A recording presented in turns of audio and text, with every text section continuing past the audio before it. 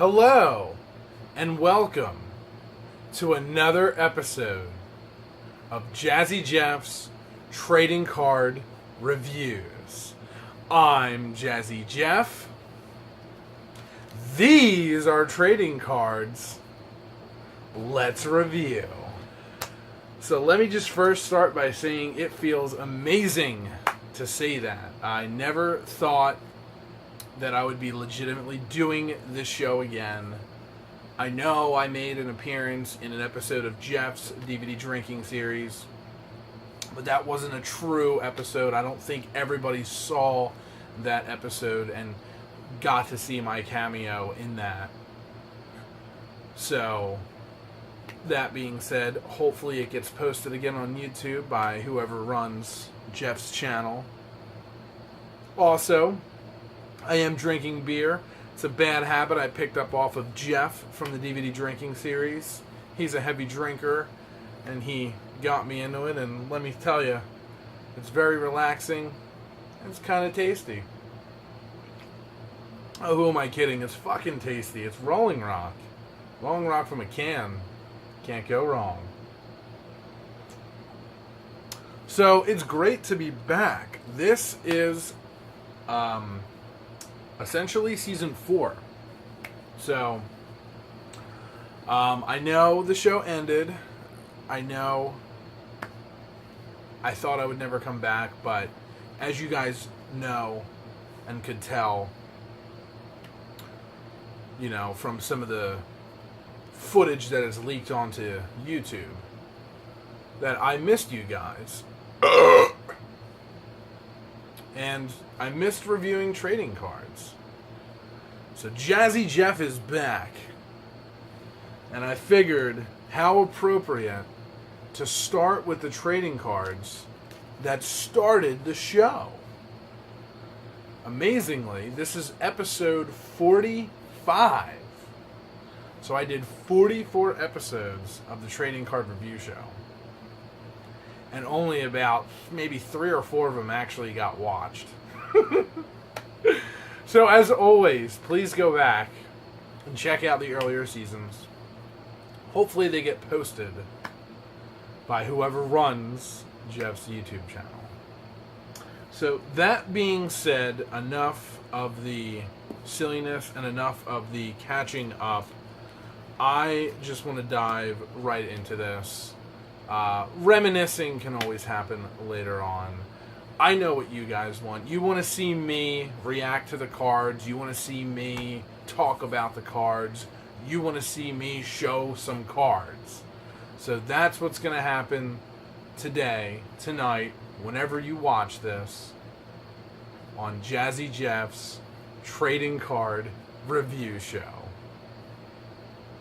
So, obviously, Dinosaurs Attack is the name of the game from 1988, the Topps Company. And I decided to do some homework for once. I never do homework, but I actually have a little bit of a cheat sheet here. And I figured I would at least give you guys some information, or a little more information about these cards, if you don't know about Dinosaurs Attack. This would be essentially the 3rd time now that I'm opening up Dinosaurs Attack cards. I did do, I believe, a special 20th episode at the end of the first season where I opened up another set of Dinosaurs Attack cards. So once again, these links will all be posted in the description below. So, real quickly, guys, Dinosaurs Attack is obviously by Topps. They were released in 1988. There was 55 base cards and there was 11 sticker cards. Basically, it tells the story of dinosaurs transported through time to the present day through a freak accident, and they begin to wreak havoc on Earth. The series is obviously notable for its graphic violence and gore, and it's a precursor, or I mean a sequel to Mars Attacks trading cards from the I guess I'd say early 60s. That would be about 62, 63 when the Mars Attacks cards came out. And those were really graphic, especially for the 60s. So, even for the 80s, though, I will say the Dinosaurs Attack cards were definitely shocking and surprising. By the time the 90s into the 2000s rolled around, they probably weren't as, ridiculously over the top, and they probably don't really, evoke that kind of... you're probably not going to get that kind of feedback out of it, showing that to a kid nowadays. But I do remember some of the cards being really gruesome and really brutal. It was created as a follow-up to the successful trading card series Mars Attacks, as I just said. It was intended as an homage to 1950s B movies. Well, that was Mars Attacks. Mars Attacks was sort of a parody of that, and as well as alien invasion movies. So, like those early kind of 50s and all those weird sci-fi films. That was what Mars Attacks was, and the Dinosaurs Attack were more of a homage to the later sort of monster films of the late 50s, 60s, definitely 60s, like Beast from 20,000 Fathoms, and Godzilla, of course, and King Kong, and all those, interesting monster films that came out, like Reptilicus is another one that just came to mind. There's just a ton. Obviously, the Gorga series, if you're familiar with Gorga. So, I just figured I'd give a little bit of a little more history, because I tend not to. And I think it's important that I, talk about that stuff. So anyway, that is the history. Keep in mind this will be a two-part video for sure. I'm going to open up 2 packs of cards, 1 pack in this video, and then show you guys a special goodie at the end, and then second pack, and then there'll be a goodie, something showing. Kind of cool at the end of that video. So, let's get down to it. So, as always, I like to comment on the package. So here we have a red dinosaur destroying, a typical New York City block, and there's helicopters shooting it, and I just love it. It's just so old looking and so detailed looking, and I feel like even for the 80s, this just seems like it's older. Like, it seems like this stuff was created in really was created in the 50s or the 60s, and it was locked in a vault somewhere, and then some businessman came across them, stumbled across them in the 80s, and began selling them. It's really wild. Okay, so as always, okay, that's weird. There's no gum. I'm pretty sure there's usually a stick of bubble gum. There's a chance that the stick of bubble gum might have fallen out of this already, because it definitely looks like there's a grease mark here. Like I told this before, the skid marks.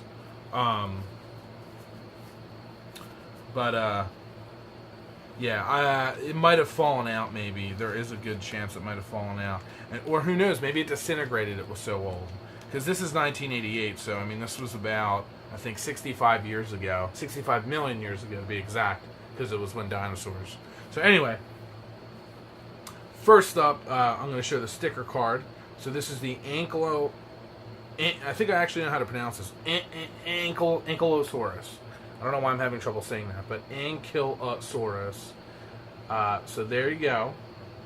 And it is bludgeoning a man. It's ripping out his intestines. It's fucking awesome. So that is badass. So that is a really cool sticker. One other thing to note for you guys that are card collectors, I know I have peeled some of these stickers, which I'm sure some of you might cry on the inside, for the hardcore collectors out there. Because I know a lot of you guys are like, oh, why would you do that? You got to leave it on the card. But honestly, it is worth it leaving these stickers on there, because some of these stickers are so old that the adhesive is not even there anymore. So if you go to stick it to something, it's not going to stay, and then you got to get a piece of tape to hold it anyway. So there's no point. Just keep it on there. I mean, there's a possibility that it might be okay, but I know in the past, 1 or 2 sticker cards that I've used before, and not just this series. Like, I got a Harry and the Henderson sticker that wouldn't stick to my TV. So, honestly, fuck it. Just leave it on the card. You're better off. So, Jazzy tip. Okay, this card totally caught my eye. I'm like dying to talk about it. This is amazing. So, this is Saurian Secrets. So I did do a little bit more research. I don't know a lot about it. I just kind of skimmed through it. But there are characters in the story. There's human characters, and then I believe there's like alien characters. And there is some kind of semblance of a story that happens throughout the cards. So I believe this is sort of like explaining a little bit of the backstory. This is Dr. Elias Thorne. That name sounds familiar. And so this is the Prometheus log, which is pretty cool. So I love that word Prometheus. I always thought it was really cool. And obviously there's a picture of a alien with him. And the alien is just wild looking. Very similar to that of the Mars Attacks aliens, but maybe kind of thinner and taller. And Art Spiegel, I know, is the one guy. I can't remember the other dude's name, but I know the same artist worked on these, so it's obviously understandable the alien is going to look a little bit similar. But yeah, I really love this artwork so much. I mean, it is just so detailed and so fine. Very, very cool. This one's definitely a repeat. I remember seeing this before. This is the Trilobite Terror. And I guess it's really interesting. I mean, I definitely want to go back and like watch my reaction to seeing these cards, because when I saw these cards like 2 years ago or a year and a half ago when I started this series, it probably was 2 years ago. I've never seen these cards before in my life, so it was really wild to experience them for the first time in like, what was it? That would have been like early 2016, late 2015-ish, somewhere around there. Now, you know, I've seen this card multiple times, so it doesn't have the same impact that it once did. So I definitely would like to maybe see what my reaction was. But yeah, that is very cool. Obviously, they have the little silly article in the back of it about the locker room, so that's pretty cool. This one is new. This one's different. Oh man, this one's wild. So we have the Anchorman's Peril. So there's a dinosaur coming in and totally wreaking havoc on this, I guess, news station. And look at this guy. Look at that dude's face in the corner. Like, that's insane. That's crazy, screaming bloody murder. Like, that's hilarious. I love it. Like, I've never seen a face just so intense. That's wild. Back, it's got the please stand by, the old school kind of like technical difficulties screen that would pop up. So that's very cool. This is another new one. I did not have this. This is Day of the Duckbill. So there's like, I guess, a war going on, or some kind of guerrilla warfare, I guess. And there's a dinosaur in the background. So in the jungles, and then on the back here is like a reporting.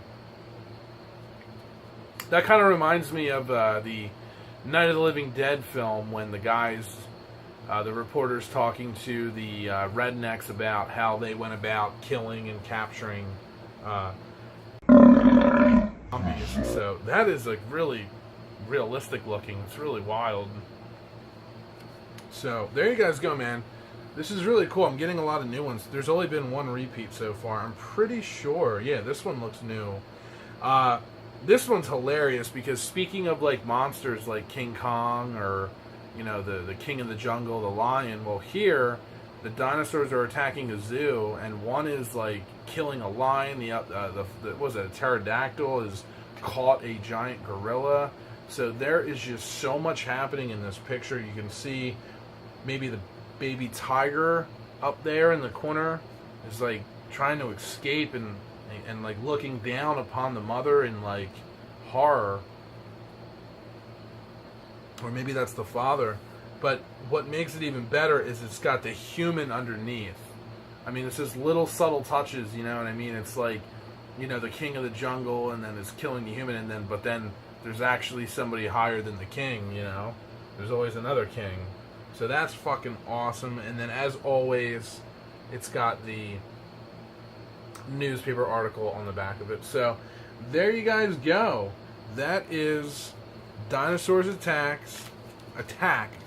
Dinosaurs Attack, not Attacks, but Dinosaurs Attack, exclamation mark, with a, from 1988. So that was part one. I'm going to split up the goodies into separate videos, so I'm just going to show you one goodie this video. So the goodie is, well, I guess I'll just show it to you first, and then I'll explain it. So I have a Marvel superhero card. I love, you know, you guys know how much I love my superhero cards. I may not watch the movies, I may not really care for the movies, and I may not really read comic books as much as I used to, but if I see superheroes on trading cards, like, I'm gonna be all over it. Like, I love me some 90s and 80s superhero trading cards. They're wonderful, especially the super ridiculous holographic over the top nuff said 90s superhero cards, and this one is no exception. So this is by Marvel Entertainment Group. This one's not even made by a card company, not that I'm aware of. I think this is made directly by Marvel. So yeah, this is Marvel. What does it say? Holographics? I think it says Holographics. Anyway, we have Carnage. Guys, remember Carnage. And let me be the first to say that, speaking of Marvel movies, how the fuck has Carnage not been in a film yet? I don't get it. He screams CGI. Everything about him is CGI. There's no way they could ever do practical effects for Carnage. There's just not. It'll never ever happen. It would be way too expensive. It would look really shitty. He is a character that is born and bred to be CGI. And there's been like 5 Spider-Man movies now, maybe 6 if you count the cameo he made in the Avengers film. And there's been no Carnage? That's insane! That's absolutely insane. So all I have to say is put Carnage in one of the movies, because I think he would make an excellent villain, especially at the studio. So anyway, this is a limited edition holofoil, 2 out of 10, 1994, Marvel Incorporated. And the quick story behind this is it does pay to be the manager of a video game store, because I have this very lovely lady. She gave me this card and the other cards. She just traded them in on the side with some games that she traded in, and she wasn't looking for like money or anything for the cards. She just wanted to give them to me to say thank you for taking a bunch of games off of her, because she traded in a bunch of like NES and Sega and a bunch of other random stuff. And she was so happy, you know, with the offer that I gave her and the care that I took. And, you know, she wanted me to explain a lot of stuff. So I took the time to explain to her what she had and what the worth of it was. And she was so thankful that she came back, like, days later. Of course, she came on my off day. And she had, like, toys and trading cards and all kinds of stuff. And I'll be sure to show the toys that she gave in a later episode, because this has already gone on too long. But yes, she gave me this card and a bunch of other cards. So I will definitely show off the stuff that I got. But like I said, you know, when you do a good job and you're honest and you work hard, good things happen. At least that's what I believe in. So a little Jazzy philosophy, I guess, for you. So anyway, guys, it is just great to be back. Obviously, as you can tell, there's so much to show you. I'm definitely not going to run out of stuff or cards anytime soon. This show is here to stay permanently. Absolutely. I am not going away. This is going to be a main staple of this YouTube channel for sure going forward. So expect a consistent barrage of trading cards coming at you from now on. I don't know why I ever stopped, but I do not see me stopping anytime in the future. So cheers. Thank you guys for watching. And as always, take care.